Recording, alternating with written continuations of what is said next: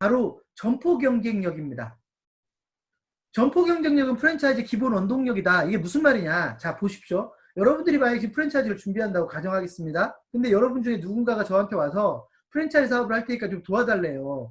그럼 제가 이렇게 질문을 할 겁니다. 지금 하고 계신 사업이 잘 됩니까? 라고 물어볼 거고요. 장사 잘 되냐고 물어보고 또 한 가지를 물어볼 건데 뭐냐면 왜 장사가 잘 됩니까? 라고 물어볼 거예요. 왜 장사가 잘 되느냐. 무슨 말이냐. 프랜차이즈라고 하는 건 노하우를 공유하는 사업이거든요. 근데 그 노하우, 장사는 잘 되는데 노하우는 뭔지 모르겠다. 그 프랜차이즈 사업은 하면 안 되는 겁니다. 제가 여기에다가 가맹점과 공유해야 될 가장 기본적인 자원이라고 했는데 이게 뭐냐면 장사가 잘 되는 이유입니다. 장사가 잘 되는 이유. 장사가 잘 되는 이유를 공유해 주는 거예요. 가맹점들에게. 그러니까 여러분들은 장사가 잘 되면 왜 장사가 잘 되는지를 구체적으로 알아야 되고요. 그 장사가 잘 되는 이유를 계속해서 육성하고 개발해 나가야 된다. 지금 당장은 여러분이 프랜차이즈 사업을 시작할 때는 맛있기만 해도 장사가 잘 될 수 있어요. 그럼 처음에는 맛있게만 가맹점주들에게 만들게 해도 가맹점들이 장사가 잘 될 수 있다고요. 그런데 어느 순간에 되면 경쟁자들이 들어오기 때문에 맛있는 것만으로는 한계가 있는데 그 맛있는 거 이외에도 장사가 잘 되는 이유를 자꾸 만들어 줘야 되거든요.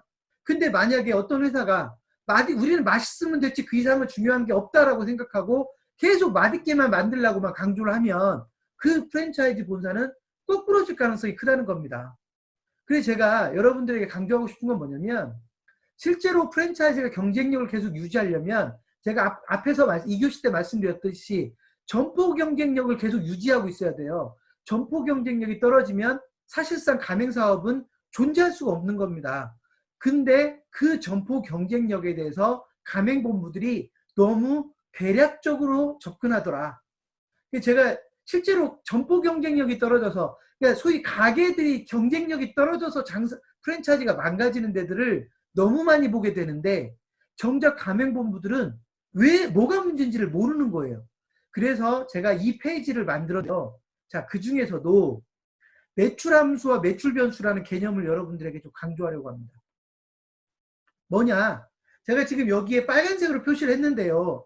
fx는 ax1 플러스 bx2 플러스 cx3 플러스 k라고 하는 여러분들은 이런 숫자를 별로 좋아하지 않을 수 있지만 이 숫자를 제가 쉽게 설명해 볼게요. fx는 매출입니다. 매출. 그냥 어떤 한 가게의 매출액을 fx라고 가정을 하는 겁니다. 근데 여러분의 목표는 그러면 이 fx가 매출이 올라가기를 원한단 말이에요. 이 fx가 오르기를 원한다. 근데 이 fx가 오르는 데는 어떤 것들이 영향을 주냐면 x1이나 x2나 x3라는 변수가 영향을 준다는 거예요. 이것을 함수라고 하니까 함수라고 불러서 매출 함수라고 제가 쓴 거고요. 이 x1, x2, x3처럼 매출액에 영향을 주는 변수를 매출 변수라고 제가 표현을 한 겁니다. 이해되셨나요? 자, 그러면 실제로 이렇게 어떤 매출 변수에 의해서 매출이 올라가는 거다. 여러분들이 매장에 매출을 올리고 싶으면 변수를 가지고 뭔가 역할을 해야 돼요. 예를 들면 어떤 매장은 X1이 맛이라는 변수라 이거예요. 그래서 이 매장은 맛이 좋기 때문에 매출이 좋은데 또는 맛을 업그레이드 했기 때문에 매출이 올라갈 수 있지만 이것만 가지고는 한계가 있다. 그래서 예를 들면 X2를 시그너처 메뉴의 개수라고 한다면 시그너처 메뉴가 많은 가맹점이 소위 경쟁력이 높을 거다. 중요한 시그너처 메뉴는 일종의 얼굴 메뉴잖아요. 얼굴 메뉴, 대표 메뉴. 대표 메뉴, 좋은 대표 메뉴를 가지고 있는 프랜차이즈가 소위 매장이 더 매출이 오를 거다. 그럼 X2는 시그너처 메뉴의 소위 경쟁력이 되는 거고요. 또는 개수가 되는 거고요. 세 번째는 뭐냐? X3는 고객 관리를 X3라고 만약에 한다면 어떤 매장은 매출을 올리기 위해서 고객 관리를 지속적으로 실천하고 있다. X3를. 그럼 여기서 X3는 고객 관리일 거란 말이에요. 그럼 고객 관리를 잘하는 매장은 매출이 올라가게끔 되어 있다. 이렇게 실제로 여러분들이 점포 경쟁력이 있느냐 없느냐를 막연하게 우리는 장사가 잘 된다, 우리는 경쟁력이 있다라고 얘기할 게 아니라 무엇 때문에 경쟁력이 있는지를 명확하게 해두어야 실제로 여러분들이 경쟁력이 떨어졌을 때 어떤 변화를 줘야 되는지, 어떤 노력을 해야 되는지를 알 수 있게 된다는 겁니다. 그래서 실제로 가맹본부들하고 얘기를 하다 보면 내 매장이, 우리 매장이 왜 경쟁력이 있는지를 잘 설명하지 못하는 회사들이 되게 많다고요. 여러분들이 적어도 가맹사업을 지금부터 할 거라면, 하고 있다면 적어도 우리 매장은 어떻게 해서 경쟁력을 만들어낼 것인지를 구체적으로 설명할 수 있어야 되는데, 그 어떻게 해서 경쟁력이 만들어지는가, 그게 바로 매출 변수라는 거예요. 우리는 어떤 걸 잘하기 때문에 매출이 잘 나오는 거야 라고 분명하게 설명할 수 있어야 된다.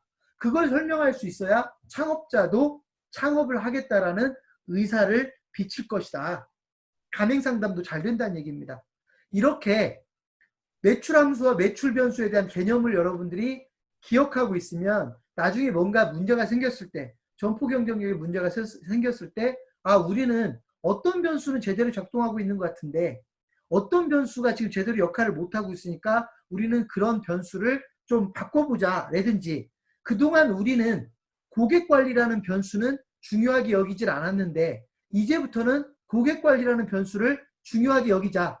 지금까지 우리는 배달의 민족을 공부하는 거에 대해서는 중요한 변수라고 생각하지 않았는데 어떤 사장님한테 얘기를 들어봤더니 배달의 민족을 공부를 열심히 했더니 배달 매출이 늘어나더라. 아, 우리도 그렇다면 배달의 민족을 열심히 공부해서 배달 매출을 늘려보자. 그러면 그게 매출 변수가 되는 거예요.